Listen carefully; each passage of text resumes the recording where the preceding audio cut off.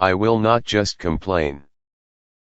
I'd always considered myself a person of faith, but my understanding of it was put to the test when a persistent, low-grade physical pain became my daily companion. It wasn't an injury or a sudden illness, it was a constant, draining ache that settled in my body and, worse, in my mind. The pain became a megaphone for every negative thought and feeling I had. Why me?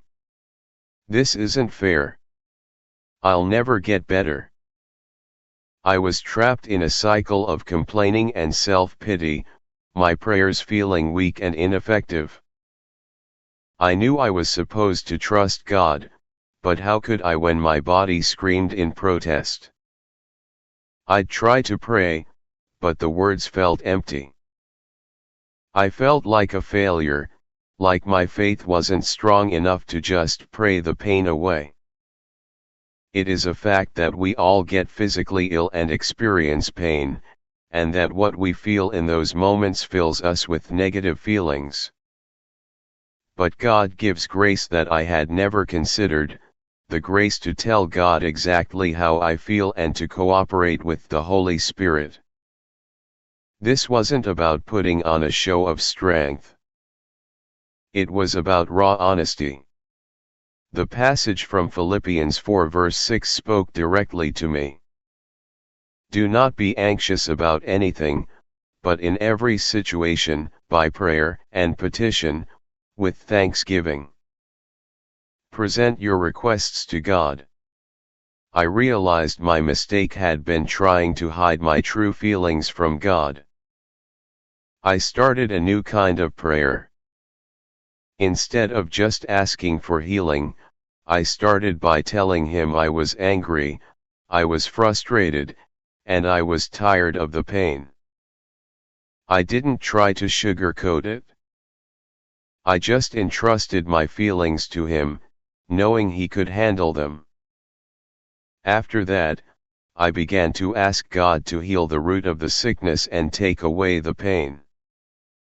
The real turning point came when I realized that I need to believe that God had heard my request and that I ought to give thanks even if I didn't feel any different yet. This was the moment I had to step out in faith. It felt illogical to be thankful when my body still ached, but I made a conscious decision to do it. Each day, I would say, God, thank you for hearing me. I believe you are working, even though I don't feel it yet.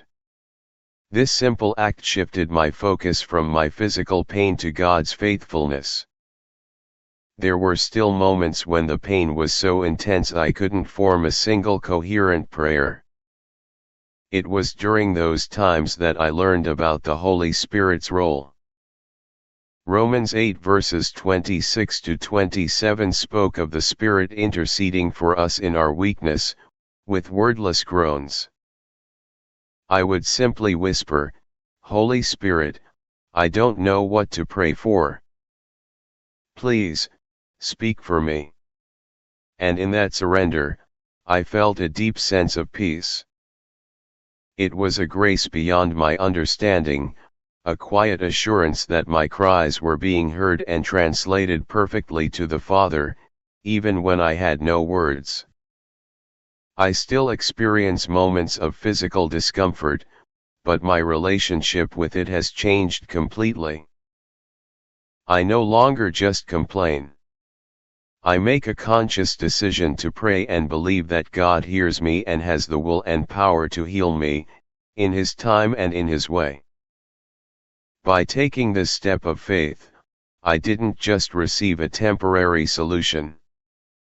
I received a lasting grace, the grace to trust God completely with my pain, knowing that He is always present, always listening, and always working.